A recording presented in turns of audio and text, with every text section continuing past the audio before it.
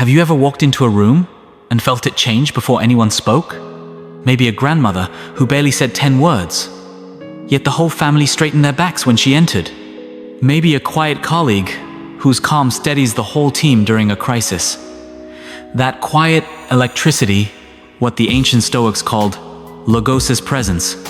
It isn't charisma you manufacture with a grin or a flashy suit. It's the inner current that pulls people toward you the way gravity pulls oceans toward the moon. The hidden signal everyone responds to. When Marcus Aurelius wrote, "The universe is change, our life is what our thoughts make it," he hinted that your inner state broadcasts far louder than your voice. Modern psychologists echo him.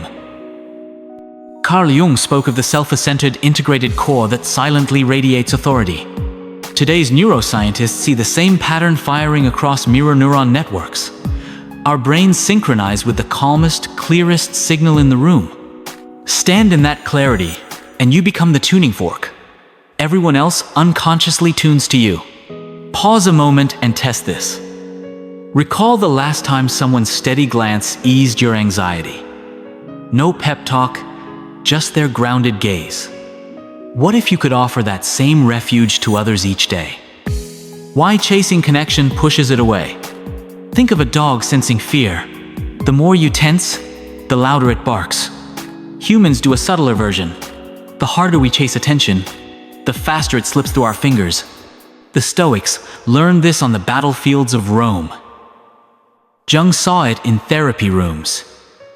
You see it every time a desperate salesperson makes you want to run. Presence flips the equation. Instead of hunting approval, you invite resonance.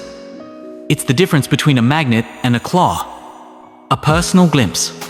Years ago, I interviewed a sailor who once navigated solo across the Pacific. 30-foot waves, torn sails, a jammed rudder. Yet when rescue finally arrived, the crew found him humming quietly, repairing the mast. He told me, "If the ocean feels your panic, it answers with bigger waves. If it feels your stillness, it lets you pass." That line lodged in my mind because audiences are oceans too. They sense the storm or the stillness we carry on stage, on camera, even across a dinner table. The science under the story. Harvard neurologist Dr. Lisa Feldman Barrett explains that our brains run constant predictive models. We guess what others will do next so we can feel safe. When someone's words and micro-expressions align, when there's no hidden agenda, limbic system relaxes. Heart rate slows, cortisol drops, and a gentle flood of oxytocin primes us for trust. This is why monks can calm a crowd with a single breath, and why audiences lean forward when a speaker pauses instead of rambling. Speaking to the ego without saying a word. Here's the paradox. The straightest route to another person's ego is through your own emptiness. When you stop rehearsing the next clever line, you make room to truly observe eye color, shoulder tension, the story behind the sigh.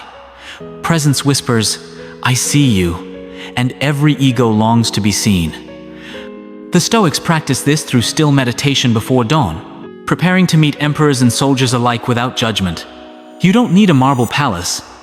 You need a 3-second pause before you speak, a silent check-in. Am I chasing or attracting right now? A question for you. Imagine tomorrow's toughest conversation, a performance review, a breakup, a pitch to investors. What would shift if you arrived already complete, needing nothing from them? Would your voice drop into a warmer register? Would your shoulders finally release? Would they feel safe enough to tell you the truth instead of what they think you want to hear? What this series promises. In the next few minutes, I'll hand you a practical blueprint that fuses Stoic exercises, Jungian shadow work, and simple neuroscience hacks. No incense, no guru chants, just field-tested habits to anchor you so deeply that your mere stillness speaks louder than any speech. By the end, you'll know how to 1. Center quickly, with a 2-breath micro-ritual trained Navy SEALs use before breaching a door. 2. Reflect your authentic signal through posture and micro-expression alignment, the science of facial feedback. 3. Invite devotion not by persuading the mind, but by calming the nervous system of everyone you meet. A gentle challenge. As you watch, try one experiment. Pick a mundane interaction: a barista, a mail carrier, a child asking for help with homework. Before you answer, inhale slowly, feel your feet, and let silence stretch half a heartbeat longer than usual. Notice their eyes soften, how conversation slows to something human. Presence isn't a talent, it's a practice, and you're starting right now. Closing the loop. Presence logos, magnetic stillness call it, what you will turns leadership from domination to invitation. It's the soft power that built empires and heals boardrooms. Stay with me, and together we'll trade frantic striving for a gravity so natural it feels like coming home. Ready to discover the quiet force you've carried all along? Let's step into the next chapter where silence becomes your most persuasive voice. Have you ever felt that hot sting in your chest when someone scrolls past your text or skips your idea in a meeting? Notice how it's never just the missed reply that hurts, it's the quiet voice whispering, "Maybe I'm not worth answering." Rejection bruises our sense of value long before it touches reason. If logic ran the show, we'd simply say, "They were busy," and move on. But the ego doesn't speak logic. It speaks status, belonging, recognition. When that signal goes dark, the ego translates silence into a personal verdict. You don't matter. Think back to childhood. Maybe you raised your hand in class, heart pounding, and the teacher called on someone else. 10 seconds, no big deal, right? Yet years later, the memory still flickers. That's because the ego stores slights in a vault labeled identity. Neuroscientists have scanned brains during social rejection and found the same pain centers firing as when we touch a hot stove. Your mind treats, "You're not invited," like a physical burn. No wonder ghosting feels like heat under the skin. But here's a twist. The very thing causing the Akithi ego's hunger for recognition can also become a compass. The Stoics believed pain is information. What if each sting simply points to where we've outsourced our self-worth? When a stranger's opinion wrecks our mood, that's a dashboard light flashing. You've parked your value outside yourself again. So instead of asking, "Why don't they see me?" we can ask, "Why does their sight define me?" Let me share a quick story. Last year, I pitched a documentary idea to a network executive. He scrolled his phone the whole time, nodded once and said, "Interesting. We'll circle back." Translation: no. Driving home, I felt that familiar hollow drop in my stomach. But I realized I'd handed my creative worth to a man who barely looked up. That night, I wrote a post, shared the concept online, and a small community of teachers loved it. Same idea, different mirror. The lesson? The wound shrank the moment I reclaimed the mirror. Now, here's a thought experiment for you. Picture the last rejection you faced: a date that never called back, a job that passed you over. Instead of replaying the scene, zoom out and label the need underneath. Respect, love, security, legacy. Which one was starving? Once you name it, you've moved from victim to observer. The ego hates being ignored, but it calms when you say, "I see you wanting approval. Let's find it in healthier soil." Before we move on, pause and breathe. Feel the space between your shoulders. Remind yourself, recognition is fuel, but you steer the engine. We can't control who applauds, yet we can decide whose silence matters. In the next segment, we'll learn how to transmute that painful spark into steady inner fire so rejection becomes not a verdict, but a redirection. Stay with me. Picture this. You're slumped on the couch after a rough week when a friend pats your shoulder and says, "Cheer up, you're amazing." Nice words, but they bounce off like rain on a windshield. Why? Because compliments polish the surface. They rarely fix the crack underneath. What heals is something rarer. When another human looks straight through your current mess and quietly says, "I can already see the version of you that's still under construction, and it's remarkable." That single sentence is a mirror to your unrealized self. It lands deeper than flattery because it's half affirmation, half challenge. It tells the ego, you're more than you think, but you've got work to do. Neuroscientists call this the self-discrepancy nudge. When someone reflects who we could, but rather than who we are, the brain lights up in regions tied to motivation and long-term planning.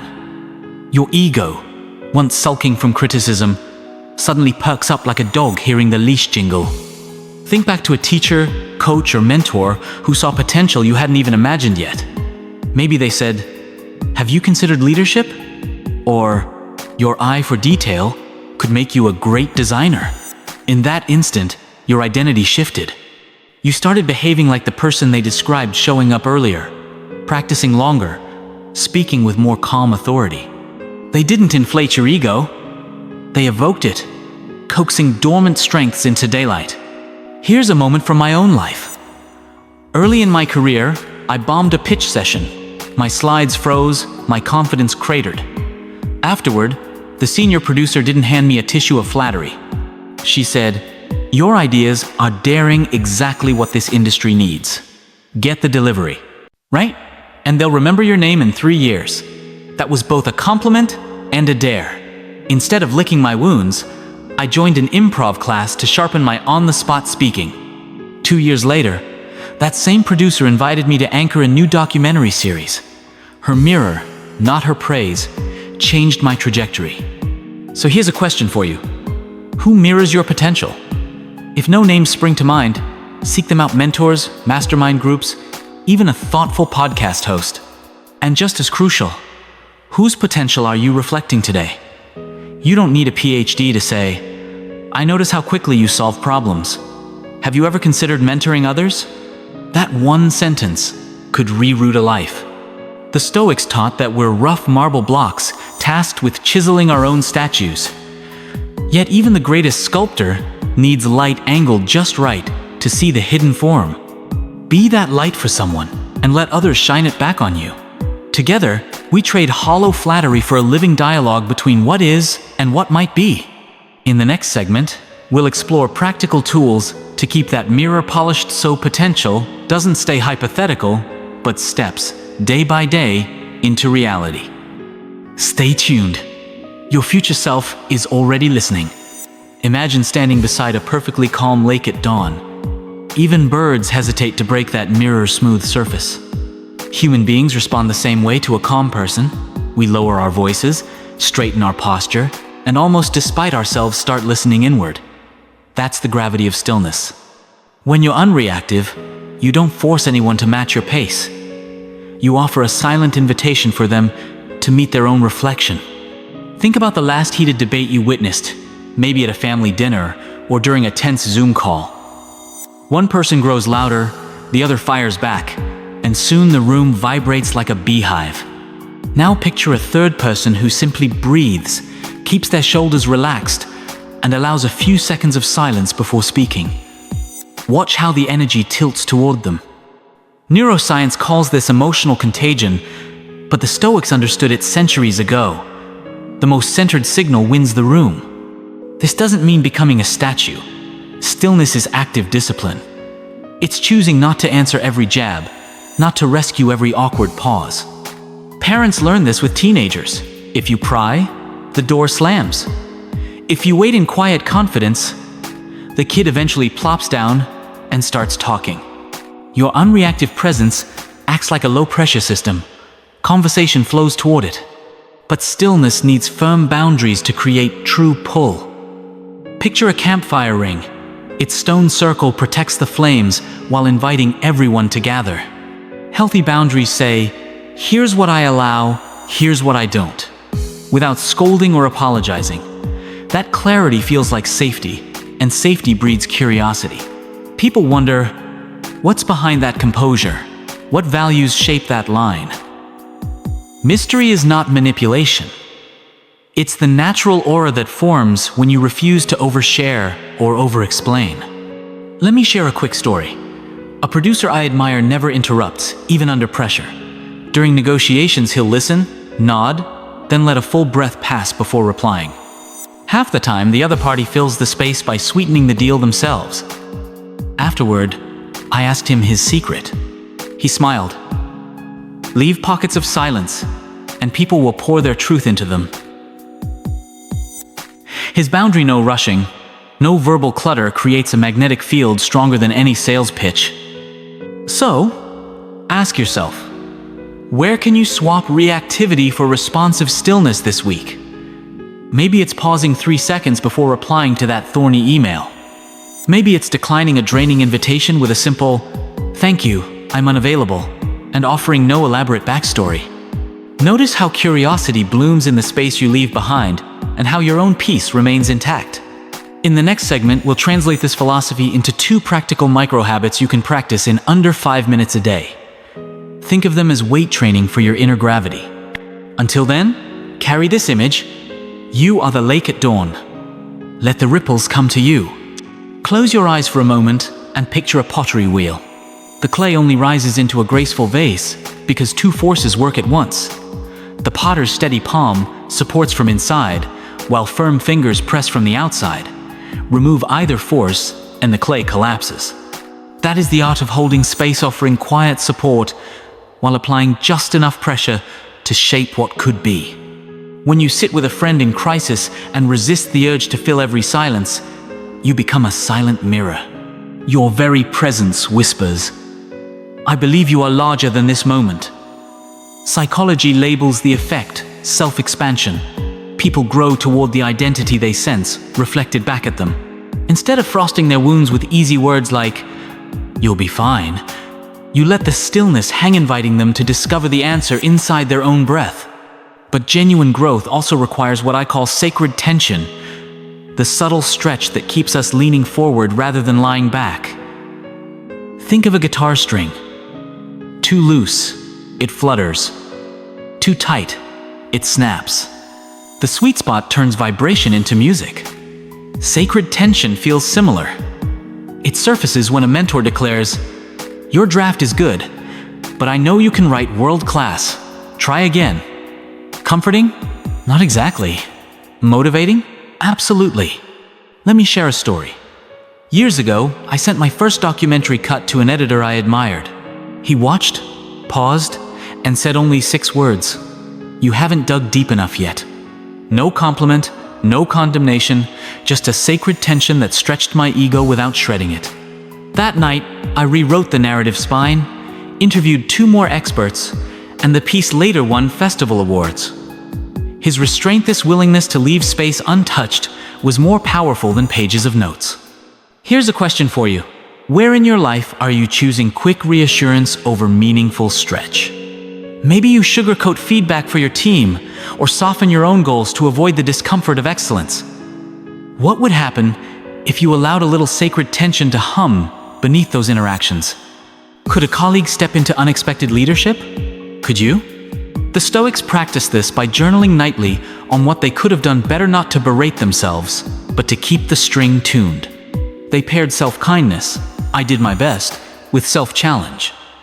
"Tomorrow, my best can expand." You can mimic that ritual in 60 seconds. Name one thing you handled well today, one thing you'll stretch tomorrow, and then hold both truths in the same quiet breath. As we move into the final part of our journey, remember, growth lives in the space between a supportive silence and a purposeful nudge. Be the potter's palm and the shaping fingers for yourself, and for anyone fortunate enough to sit across from your silent mirror. Picture a jazz pianist halfway through a solo.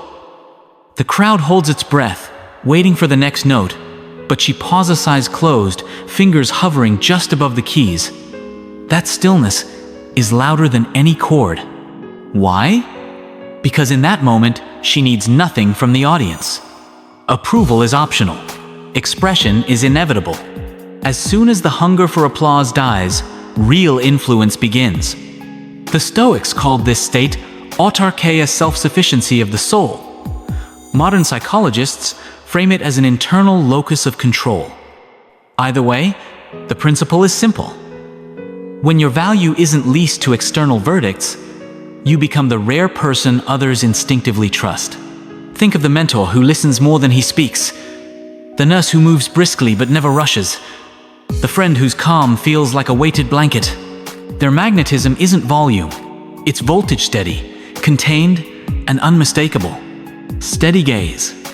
Eye contact that lingers one heartbeat beyond comfort tells the room, I'm fully here, and I see you. Not the aggressive stare of dominance, but the warm focus of someone untethered from performance anxiety. Neuroscience shows that sustained eye contact synchronizes brainwaves, boosting empathy and recall. So when you present your idea, let your eyes rest, not dart in each person. Watch how phones flip face down. Comfortable silence. Most of us treat silence like a pothole to swerve around.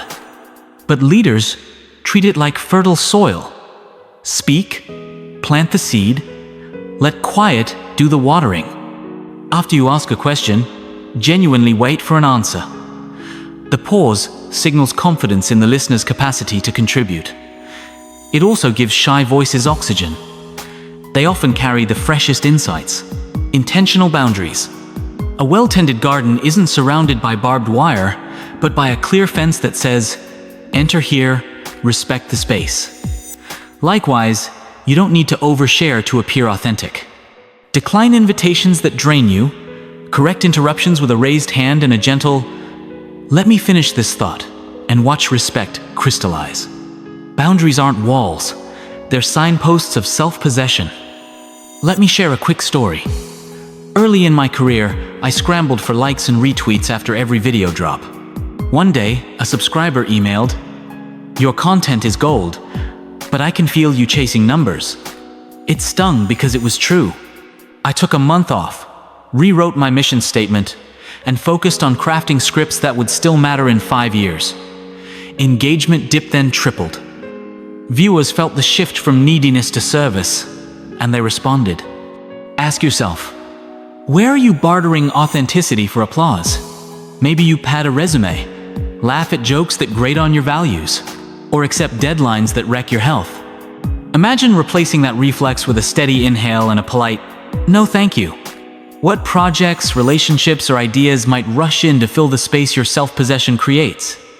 In our final segment, we'll weave together every principle: silent gravity, sacred tension, mirrored potential, into a daily ritual you can practice in under 10 minutes. Because influence isn't an event. It's the byproduct of someone who belongs wholly to themselves. Stay tuned, and let's anchor that power for good. Think of a lighthouse on a foggy coast. It can't drag ships to shore, yet captains swear by its beam. True influence works the same way. It illuminates possibilities without yanking the wheel from anyone's hands. Manipulation, on the other hand, is the pirate's hook, flashy, forceful, and aimed at capturing treasure that isn't theirs to keep. So before we speak, sell, teach, or coach, we need a gut check question. Am I guiding or am I grabbing? Purpose is the dividing line. If your goal is to evolve another person, help them see farther, stand taller. Your methods naturally turn transparent. You share sources, offer context, invite debate. But if your hidden aim is to harvest clicks, votes, or blind loyalty, you'll notice yourself shrinking the frame, rushing the conversation, stacking the deck so only one conclusion feels safe. Influence expands options. Manipulation narrows them. Here's a quick story. A few years ago, I led a workshop on creative storytelling. Mid-session, a participant asked, isn't this just another way to keep audiences hooked? I paused then, invited everyone into 2 minutes of silence. Phones down, eyes on the floor, just breathing. When we regrouped, I asked what surfaced. One attendee said, I realized I'm afraid to write honestly because I've been chasing algorithm bumps. Another admitted, I sell solutions I don't fully trust. That space, no, my slides sparked the breakthroughs. Discipline means resisting the urge to fill every moment so people can hear their own inner narrator. Neurologically, this matters.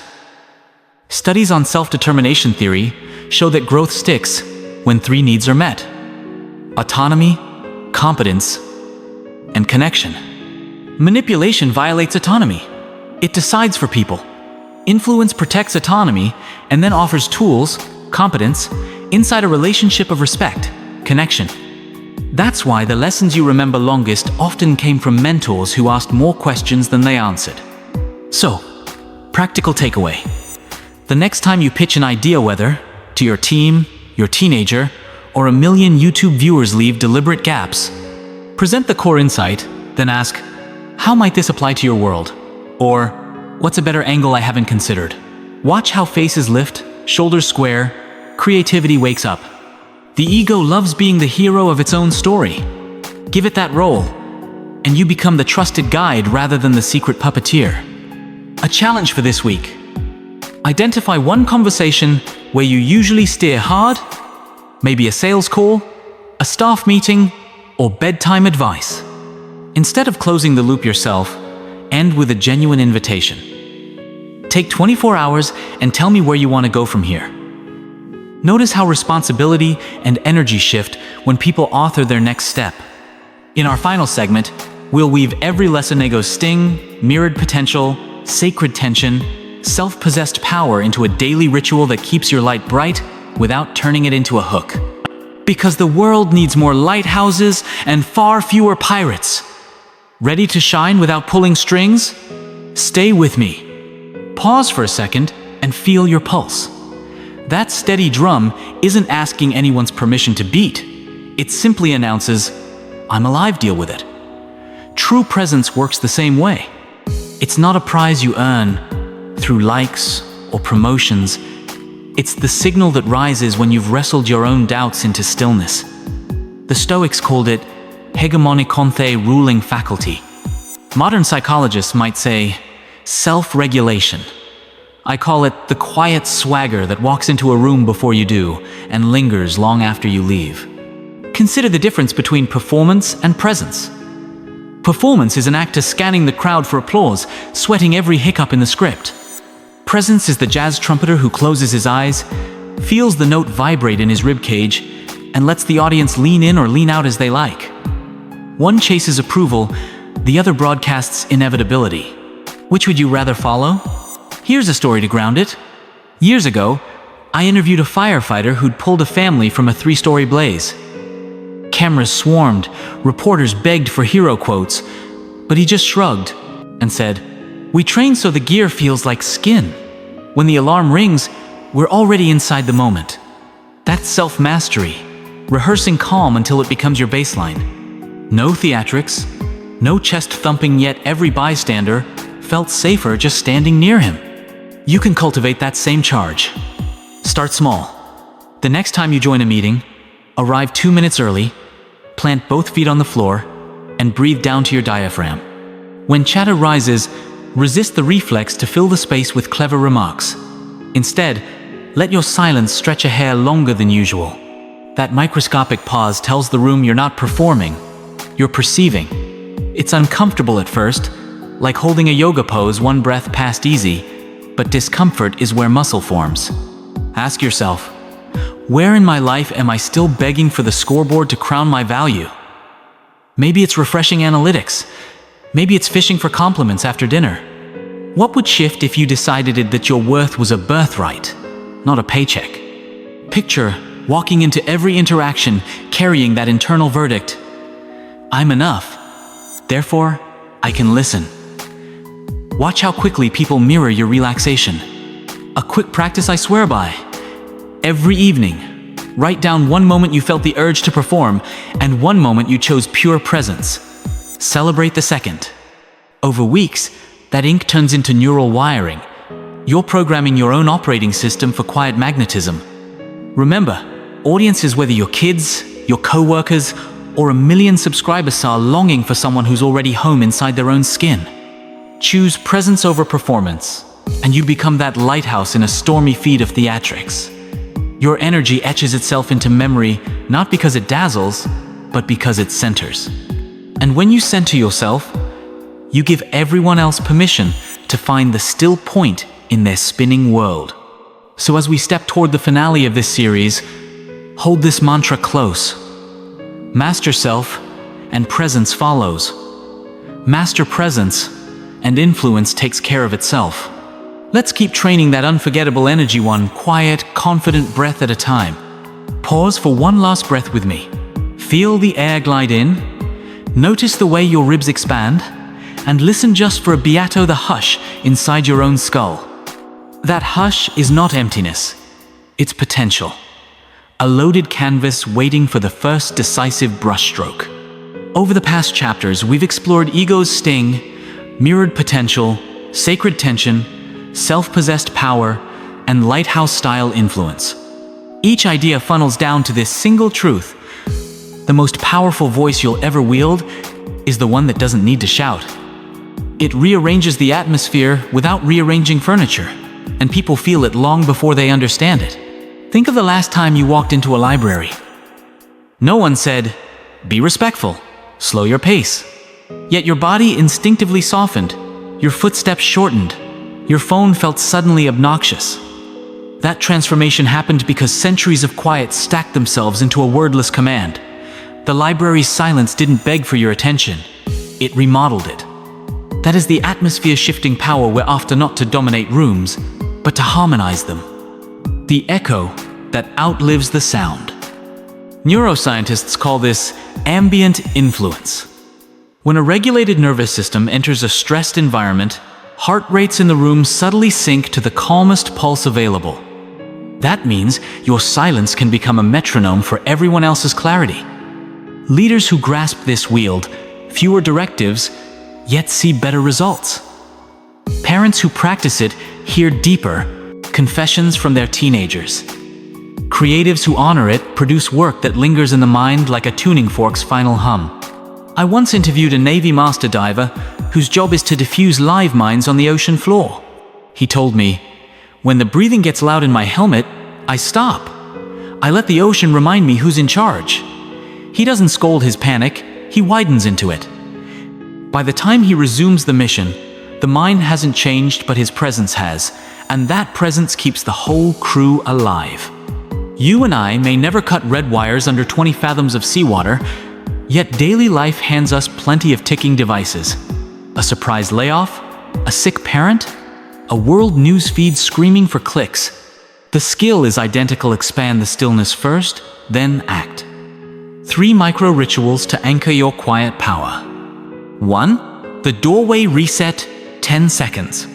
Every time you pass through a literal doorway, office, grocery, bedroomlet, your hand linger on the handle, inhale, and ask, "Who do I choose to be in the next room?" This micro-pause trains the nervous system to shift from reactive autopilot to intentional arrival. Do it a dozen times a day, and watch how many mini-fires extinguish themselves before you even speak. 2. Scheduled silence. 5 minutes. Block 5 unbroken minutes on your calendaries. Actually create an event. No podcast, no guided meditation, just you and the ambient hum of life. If thoughts stampede, let them trot past like clouds. The aim isn't a blank mind, it's noticing that you are the sky, not the weather. Over weeks, this practice stretches that sky into every conversation you enter. 3. The 24-hour echo. After any important meeting or creative session, don't lock decisions immediately. Give insights a full day to ricochet in quiet room showers, commutes, dishwashing. The best ideas often speak in whispers after the applause dies. Honor that echo, and your final choices will carry double the clarity. Acting on insight. The courageous next step. Insight without application is a bookshelf gathering dust. Choose one relationship, project, or habit that feels stuck. Instead of bulldozing change, approach it like the diver. Widen first. Write a concise intention, 20 words or less, and pin it somewhere visible.